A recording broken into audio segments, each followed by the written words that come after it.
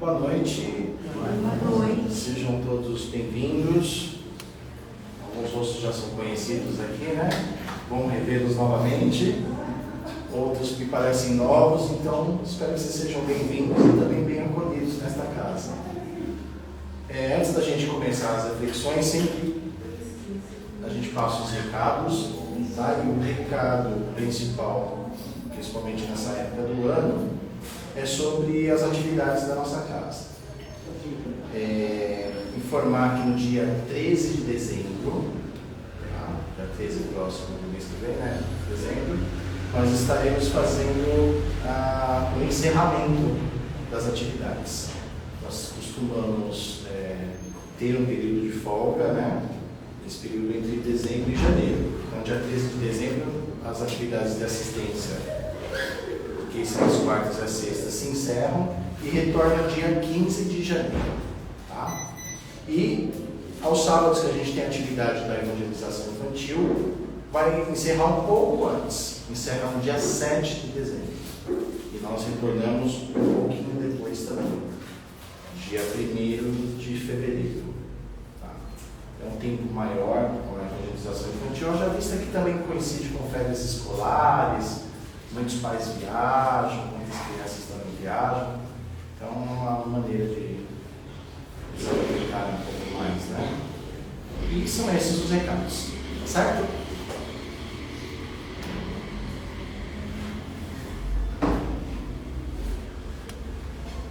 Vamos então nesse momento levar o pensamento ao nosso Pai Maior, ao nosso Mestre Jesus, buscando equilibrar os nossos pensamentos, acalmar o nosso coração, deixando de lado as tribulações do nosso dia a dia, buscando nos sintonizar com os nossos amigos da espiritualidade, os nossos mentores, anjos da guarda, buscando dedicar esse momento a nós, as nossas reflexões, a busca de respostas para as nossas dúvidas, o consolo para as nossas dores, o equilíbrio para as nossas decisões. E assim, gratos mais uma vez por estarmos aqui nesta casa, tendo a oportunidade de refletir sobre o Evangelho de Jesus, pedimos licença para iniciarmos as nossas reflexões de hoje, louvando ao nosso Pai, dizendo: Pai nosso que estais no céu, santificado seja o vosso nome, venha a nós o vosso reino, seja feita a vossa vontade, assim na terra como nos céus. O pão nosso de cada dia dai-nos hoje, perdoa as nossas dívidas, na medida que aprendemos a perdoar os nossos devedores, e não nos deixes cair em tentações da vida, e livra-nos de todo mal. Que assim seja, graças a Deus e a Jesus. Muito bem. Bem, como toda semana, nós vamos iniciar a reflexão do Evangelho, tendo como base o Evangelho segundo o Espiritismo e pegando uma citação do Cristo. Nós vamos falar hoje especificamente do capítulo 18, cujo tema é muito os chamados e poucos os escolhidos. Nós vamos falar de 2 itens desse tema, do item 10 a 12. Mas eu vou ler especificamente o item 11, que é uma passagem de João, no capítulo 9, versículo 39 a 41. Para quem não conhece o Evangelho do Espiritismo se divide em 3 partes. Cada capítulo você tem na primeira parte as citações de Jesus pelos seus apóstolos. Na segunda parte você tem as reflexões de Kardec em relação a essas passagens do Cristo. E a terceira parte você tem a orientação dos Espíritos, que são mensagens que foram psicografadas e selecionadas por Kardec, para que fossem publicadas com a orientação dos Espíritos. Então nós vamos refletir na verdade o item 11, que é uma passagem do Cristo, e que foi comentada pelo Kardec. Eu vou pedir licença para ler para vocês. O item 11 diz o seguinte: vim a este mundo para fazer um julgamento, a fim de que aqueles que não veem, vejam, e aqueles que veem se tornem cegos. Alguns fariseus que com ele estavam ouviram estas palavras e lhe disseram: somos nós, acaso também cegos?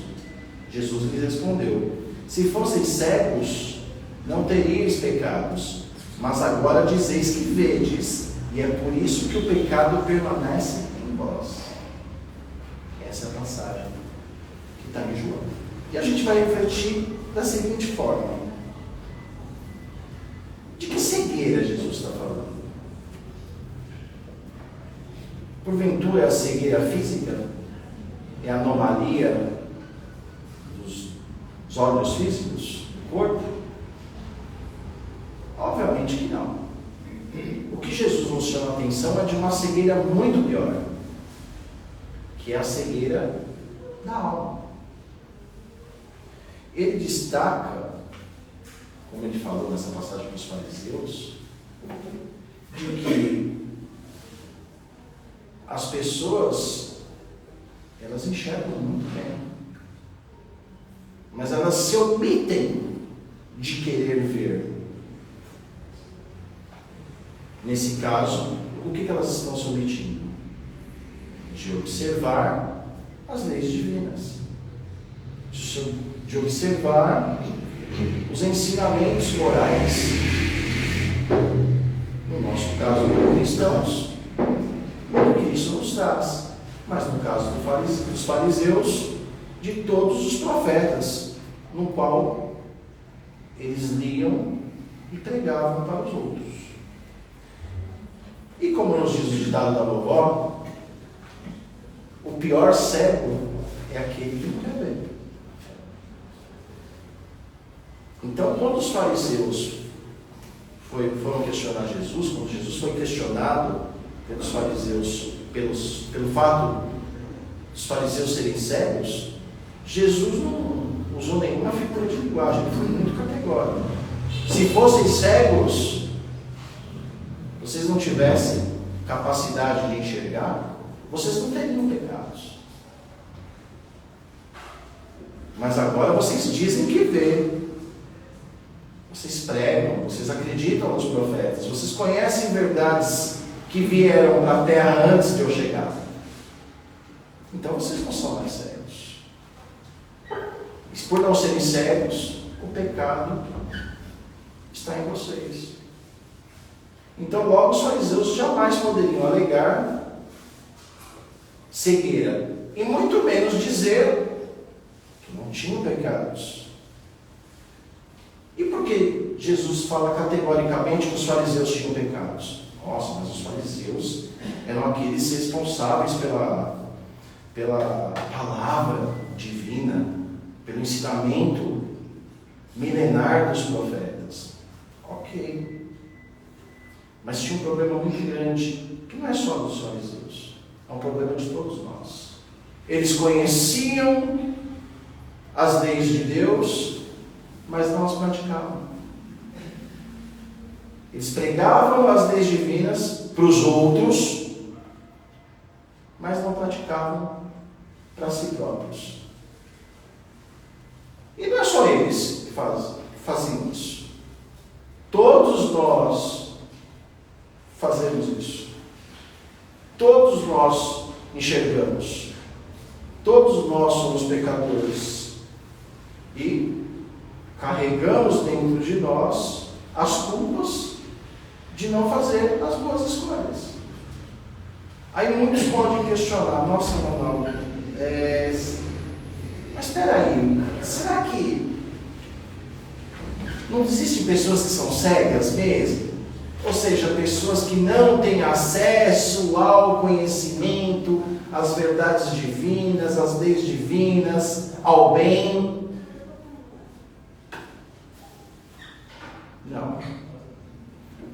Todos nós temos acesso ao conhecimento do bem.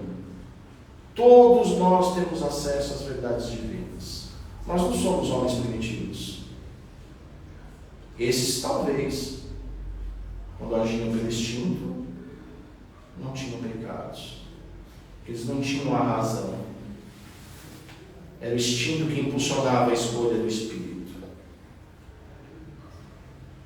Nós não. É sempre o Espírito que nos impulsiona nas nossas ações. E por que eu afirmo isso categoricamente?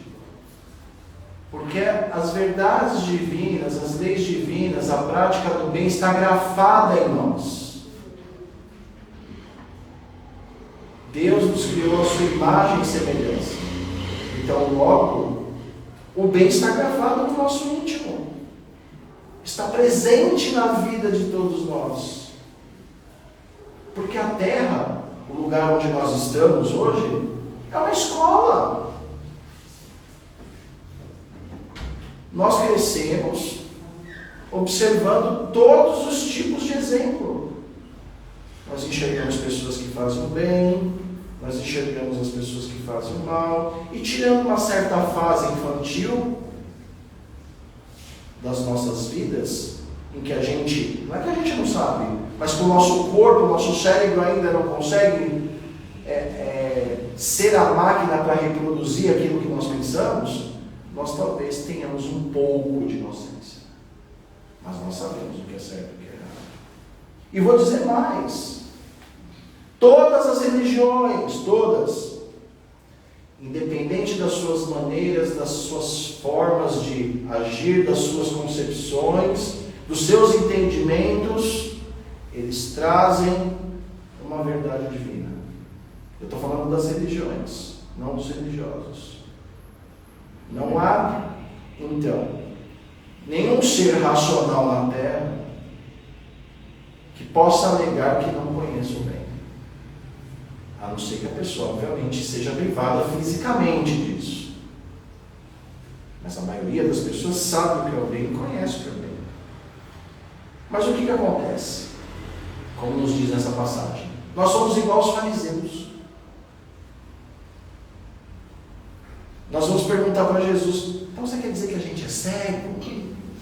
Né? A gente sempre busca uma desculpinha. Nós fugimos das verdades divinas. Nós fugimos do caminho do bem. E a gente escolhe o mal. Qual que é a definição do mal? O mal é a negação do bem.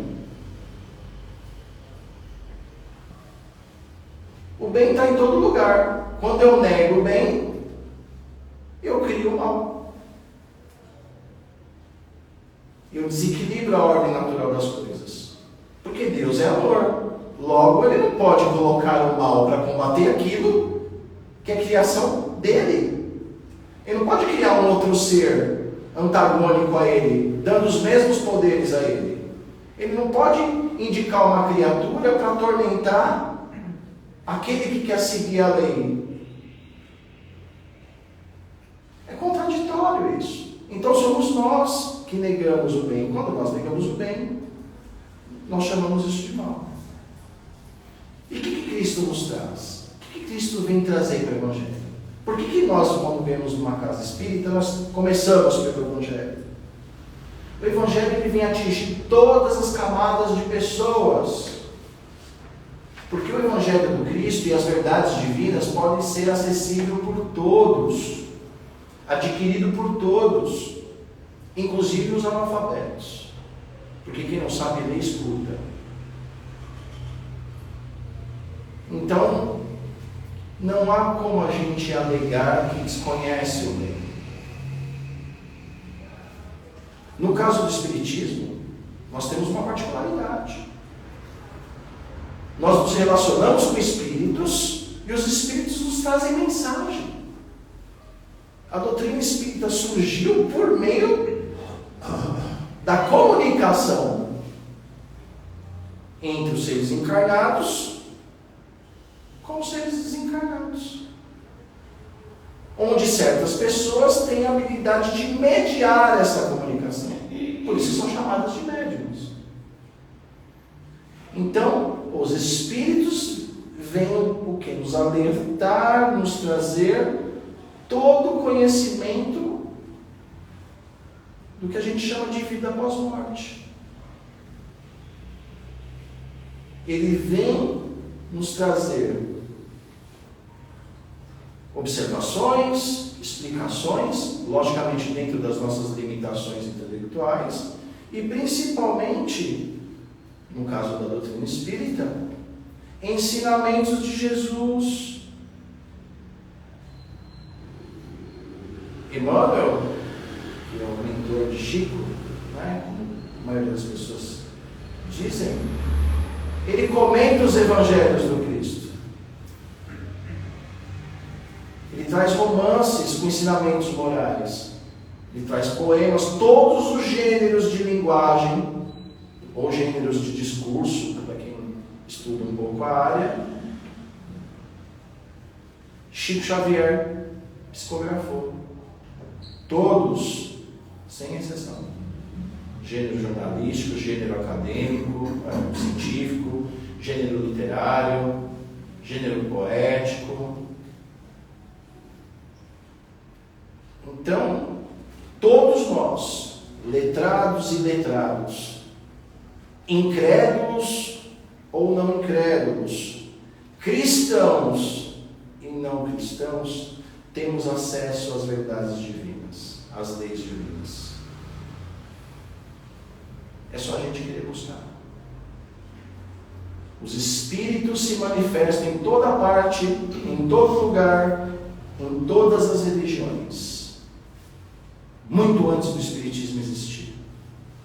Quando nós falamos que Kardec codifica o Espiritismo, é porque ele consegue pegar essa comunicação e organizar metodologicamente em temas, de maneira dialógica, perguntas e respostas,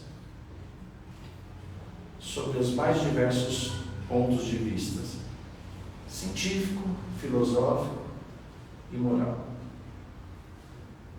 Mas os Espíritos sempre se manifestaram em todas as religiões, sempre se manifestaram. E eu vou dizer mais, vou fazer um comentário à parte, vou fugir um pouquinho do Espiritismo. Hoje o mundo é interligado, é o que as pessoas chamam de globalização. As informações circulam quase que instantaneamente. Existem milhões de informações, depoimentos, fatos, fenômenos, notícias, imagens, vídeos, quase que de maneira instantânea, permanente. Como diz o ditado, de arma a zíper, de A a Z, você acha o que você quiser. Então não temos mais desculpas de dizer que nós não tivemos oportunidade ou não tivemos condições de aprender sobre Deus. Nós não temos mais essa muleta, esse óculos escuro, né? Quem não tem colírio usa óculos escuros. Muito pelo contrário. Nosso grande problema na humanidade hoje não é mais a falta. Nosso grande problema na humanidade é o excesso. Chico Xavier dizia lá atrás: hoje as pessoas morrem mais pelo excesso das coisas do que pela falta de coisas. Eu vou dar uma prova prática. A fome existe no mundo? Claro que existe. Já viram pessoas passar fome? Muitas até passaram por isso. Quem passou sabe o que é isso. Mas você já viu alguma pessoa morrer de fome? Não estou negando que existam pessoas que morrem de fome, tá? Eu tenho certeza que morrem. E não são poucas. O mundo é gigantesco. Tá? Alguém entendeu? Tudo bem, a gente mora numa cidade cosmopolita, entre as 5 maiores cidades do mundo, com um PIB maior do que a maioria dos países da América Latina, uma densidade demográfica grande. Tem pessoas que moram na rua, tem pessoas que moram de frio, em qualquer cidade. Mas raramente a gente vê uma pessoa morrer de fome.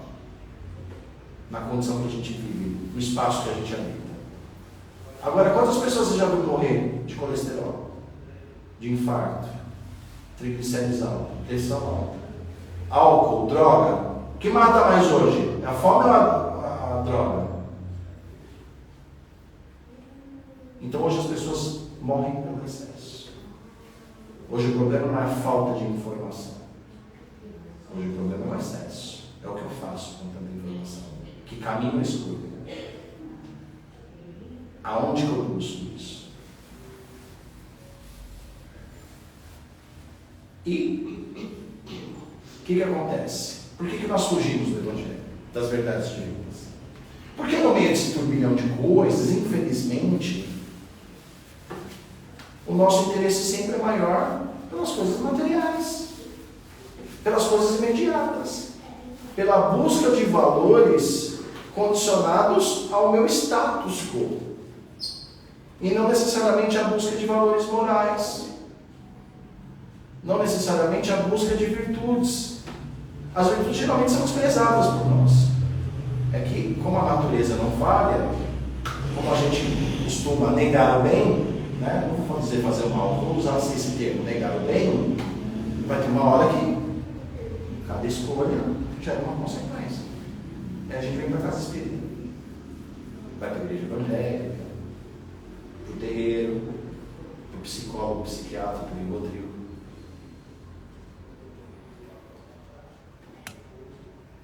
Um dos motivos que nós negamos o Evangelho também é que quando a gente conhece que se a verdade divina está dentro de nós, e nós sabemos quando nós erramos, o que acontece?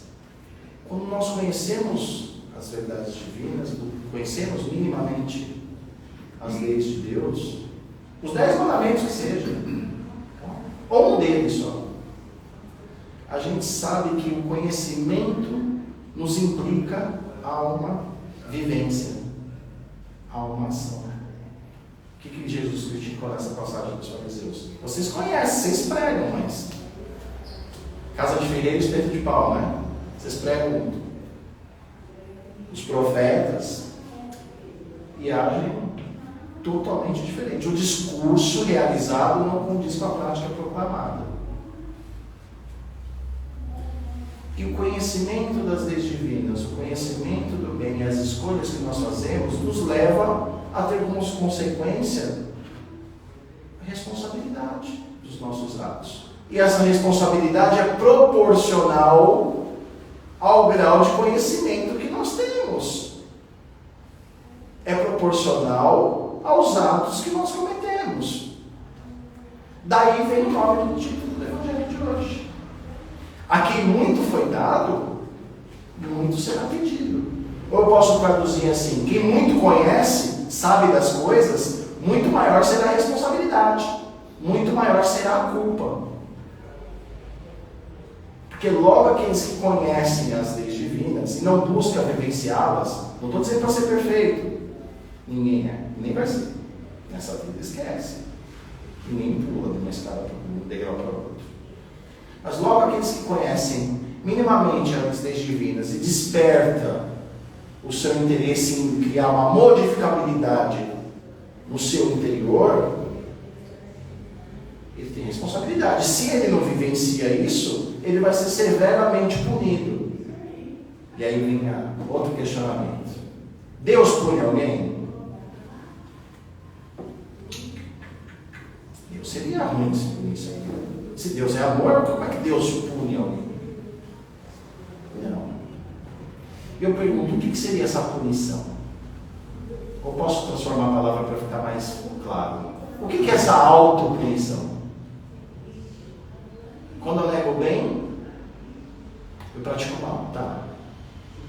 Mas se eu tenho conhecimento do que é certo e eu faço errado, eu vou sofrer as consequências, tá?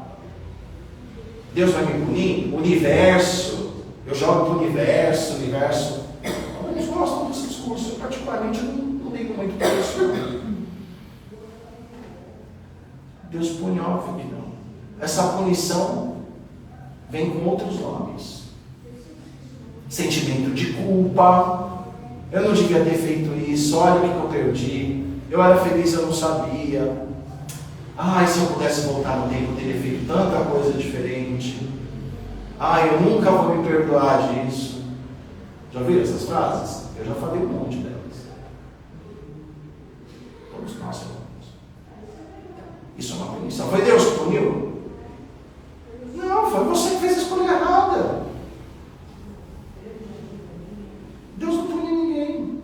Então, sentimento de culpa seria uma punição, uma auto-punição. Vou colocar um outro exemplo, além do sentimento de culpa. Vazio existencial. Nada me faz sentido. Minha vida está tão chata. Sempre a mesma rotina. Eu não tenho vontade de fazer mais nada. Vou largar tudo, não quero mais sair de casa. Eu não chamo de depressão isso, não. Mas eu coloquei vazio existencial. Porque o excesso de negação do bem, como eu disse que eu ia chamar, nos leva a uma vida sem sentido. Ao vazio existencial.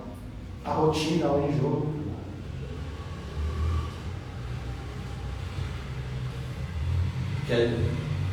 Nosso inconsciente vai cobrando isso. E a gente vai fugindo. A gente segue o evangelho do Zeca Pagodinho, conhece? Deixa a vida me levar? Deixa a vida me levar. A vida leva eu. Aí vem o sentimento de vazio existencial. Nossa, que estranho. Fiz tanta coisa, viajei para vários lugares do mundo, mas nada me preenche. Aquele lá não teve nada do que eu tive, é tão feliz. É aquele ditado. Vale a infelicidade num castelo ou a felicidade num barraco de madeira? Esse é o vazio existencial. Tem mais um. Esse daqui eu sou mestre. Esse daqui eu faço. Acho que de todos, esse daqui é o que mais posso falar com propriedade. Intranquilidade. Vou transformar para uma linguagem mais nova. Ansiedade. Porque se a depressão é vazio existencial, o apego ao passado, a ansiedade é o apego ao futuro que não existe. Aí isso gera intranquilidade. Ai, gente, será que vai dar certo? Tá, mas e se não der certo? O que eu faço? E se acontecer o pior? E se ele não quiser ficar comigo? Como é que vai ser a minha vida? Como se a vida da gente dependesse de alguém, né? Depende só de Deus. Foi Ele que nos deu a vida. Mas não. E se a pessoa fizer isso? A pessoa é a terceira pessoa, não você. Não se culpe pelos outros. Não gere tranquilidade que não é sua. Você se autopune por aquilo que você faz, não pelo que os outros fazem. A não ser que aquilo que o outro fez foi de origem sua. Entende? Se você foi o originário de tudo isso, aí você vai carregar a culpa. Mas isso não é seu. Então a intranquilidade hoje é o que mais pega. Trabalhamos horas por dia, queremos prazer, queremos coisas materiais, queremos ter o carro melhor que o vizinho, queremos ter status, queremos ter sucesso profissional, e no final tudo é uma ilusão, né? No final a gente sempre acaba na casa espírita. E aí tem outras coisas, vivência sem sentido, baixa autoestima, baixo senso crítico, incapacidade de separar o que é irrelevante de relevante. Os psicólogos falam mais dessas coisas do que eu não entendo nada disso. E para a gente dar um exemplo, eu estou olhando o tempo ali, eu falo demais. eu trouxe uma história do livro do Chico, A Sombra do Abacateiro. Eu já contei essa história antes, mas eu contei muito superficialmente um dia, numa reflexão aqui. E hoje eu achei essa história, a origem dessa história. O Chico conta essa história, A Sombra do Abacateiro, no dia 11 de setembro de 1982. E aí ele começa a contar a história, é muito rápido, eu vou ler para vocês, tá? De um pastor, de um aprendiz, chegando perto de um pastor de ovelhas. E aí ele pergunta para o pastor de ovelhas: olha, se uma ovelha cair na fossa, o que você fará? Aí o pastor responde: eu atiro e carrego. Mas e se a ovelha se machucar, se tiver ferida? Pergunta o aprendiz de novo. Eu a curo, e mesmo se estiver sangrando, eu a carrego, disse o pastor. O aprendiz pensou demoradamente e interrogou por fim: mas e se a ovelha fugir para muito longe, léguas e léguas? O pastor zeloso, experimentado, fitando o grande rebanho que pastava no vale, respondeu: eu não posso ir atrás, porque eu não posso deixar todo o rebanho por causa de uma ovelha rebelde. Eu mando o cachorro ir buscá-la.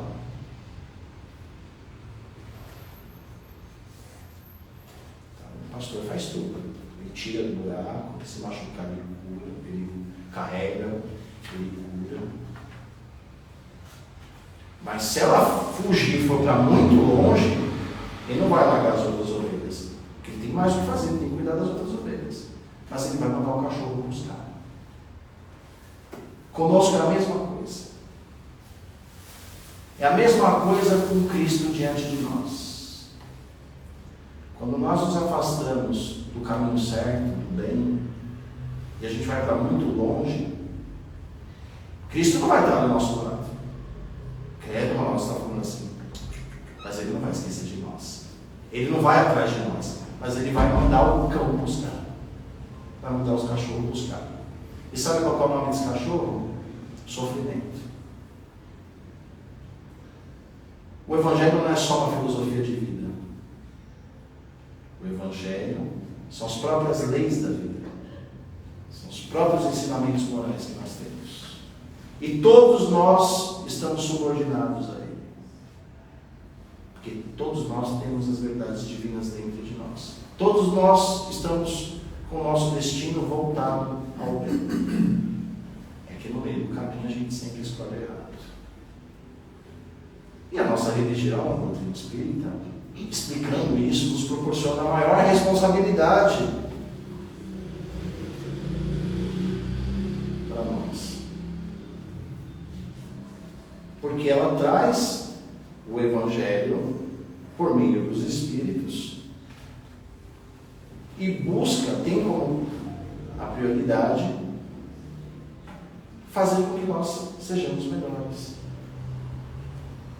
E com uma vantagem, nos traz mais sobre a vida pós-morte. Nos mostra que a vida continua, que nós voltamos, que se nós errarmos, nós podemos corrigir. Olha que abençoado isso. Olha que bênção que os Espíritos trazem para nós. Agora, para nós será muito pedido, porque para nós muito foi dado. Porque nós viemos aqui não foi muitas vezes pelo amor. 99% é pelo amor. Por amor, eu nunca conheci. Então, por outro lado, tem um lado bom, tá? Tudo que nos é dado, se nós usarmos para o bem, para o nosso bem, nos traz o quê? Alegria. Na felicidade, tá? Alegria. Paz. Mas desde que tudo que nós aprendamos, passemos a colocar em prática. Para o nosso bem e para o bem do próximo. Amai a Deus sobre todas as coisas. Ou seja, siga as leis divinas para o seu bem. E o próximo como a ti mesmo. O próximo como a ti mesmo. Como é que você vai amar o próximo se você não tem nem amor por você? O que você vai dar com o que você não tem? Daí a necessidade de nós nos evangelizarmos. Porque o Evangelho refletido em nós, vou falar até uma certa confissão, é uma terapia, faz parte do nosso tratamento. Por isso que se tem o Evangelho antes do passe. Faz parte, para mim, a principal parte. E fazer o bem por meio da prática evangélica, das boas ações, é a maior prevenção contra o mal, contra a negação desse bem. Se a gente busca Deus por meio do coração, a gente não vai ficar esperando um milagre, porque o milagre não existe. O milagre não acontece. Como diz Emmanuel, existem 2 antídotos que combatem a obsessão e o mal em nós. A oração, porque quando a gente ora, a gente lembra de Deus, a gente lembra que Deus existe, a gente esquece a maioria do tempo. E o trabalho, porque é o trabalho que nos livra dos maus pensamentos, das influenciações nocivas. Então a oração e o trabalho é a melhor receita para a obsessão. Que obsessão é essa? Geralmente a auto-obsessão, o nosso sentimento de culpa. A nossa colheita pelo mal que nós fizemos. Ah, mas eu não lembro de ter feito mal algum. Então, você acredita em reencarnação, né? Você acredita que tem vida após morte? Legal. Então você teve vida antes disso? Você lembra o que você fez na vida passada? Não, eu. Mas para mim viver essa, é muito simples você querer saber o que é a vida passada, viu? Não precisa fazer terapia de vida passada, não. Olha a vida que você tem agora, você tem uma ideia do que você teve antes. Essa é a nossa melhor existência, tá? Chico dizia, talvez perguntar qual é a melhor existência que a gente teve? A que a gente está vivendo, sempre é melhor. Então, se essa é a melhor, eu não quero nem olhar para trás. Deixa lá, do jeito que está. Então, orar e trabalhar é para nós nos livrarmos geralmente dessa auto-obsessão, desse sentimento de culpa que nós carregamos muitas vezes. Ah, mas eu tenho culpa, tudo bem, se perdoa e começa de novo. Quem sou eu para te julgar? Se nem Deus julga, quem sou eu? Começa de novo, mas eu errei, beleza, a vida continua. Você vai ficar preso no erro até quando? Isso só vai fazer mal para você. Para o outro você já fez. Um dia ele te perdoa. Mas se perdoa primeiro. Se perdoa que a vida vai continuar. E o trabalho é para que a gente se livrar desses maus pensamentos, dessas influenciações, desse sentimento de culpa. Sabe outro ditado da vovó? Mente ocupada não pensa besteira? É a melhor terapia. Que essa reflexão sirva para todos. Eu ia contar mais algumas coisas, mas o nosso tempo já está se encerrando. Que Jesus abençoe todos nós.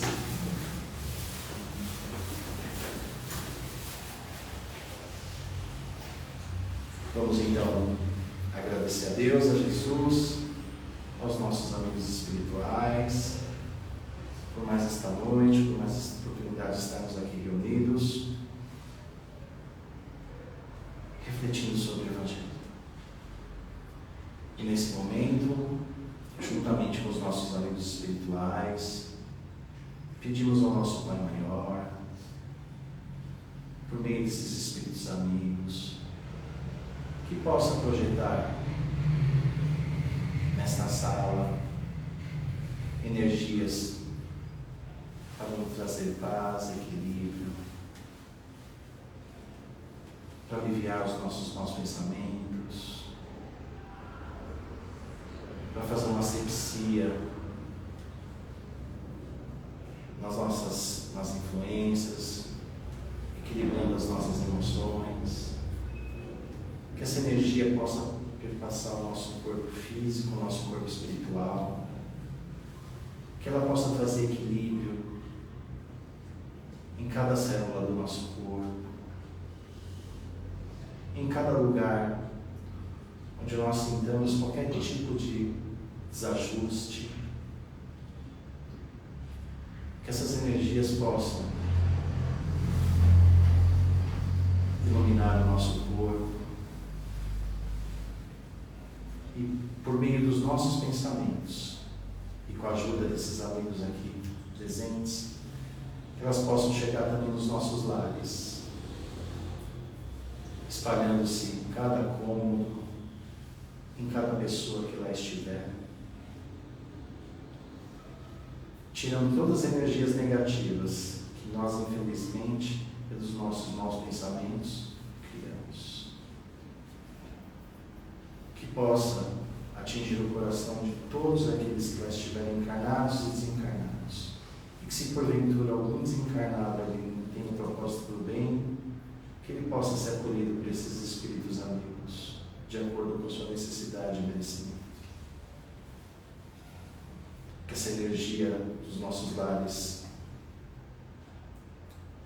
se multiplique, que vá até a casa dos nossos familiares, pais, filhos, aos nossos amigos, a todos aqueles que em pensamento nesse momento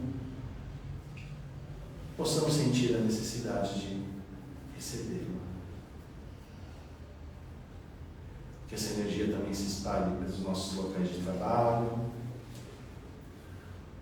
um lugar que nos garante o material de cada dia, que possa também fazer uma asepsia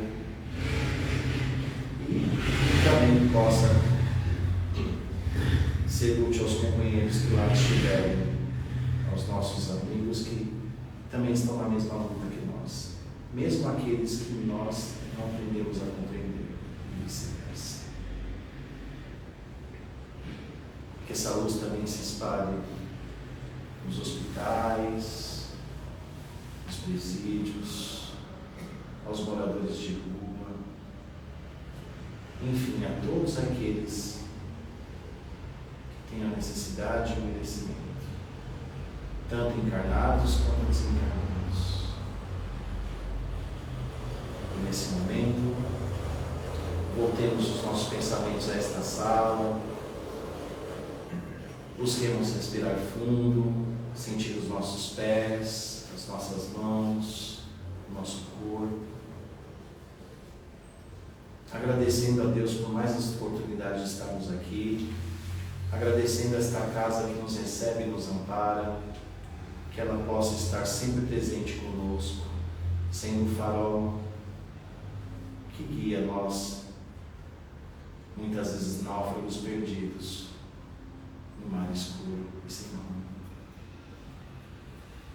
E assim, agradecidos, pedimos licença a Deus nosso Pai, Jesus nosso Mestre e aos nossos amigos espirituais presentes aqui conosco, para encerrarmos as reflexões do Evangelho de hoje, e que cada um aqui possa levar as suas reflexões e que essas palavras possam acalmar os nossos pensamentos, os nossos corações, sanar as nossas dúvidas, os nossos anseios.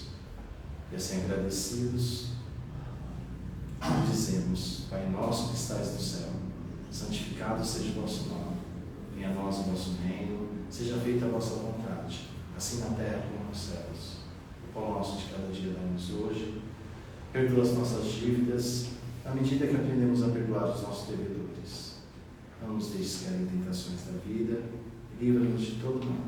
Que assim seja, graças a Deus.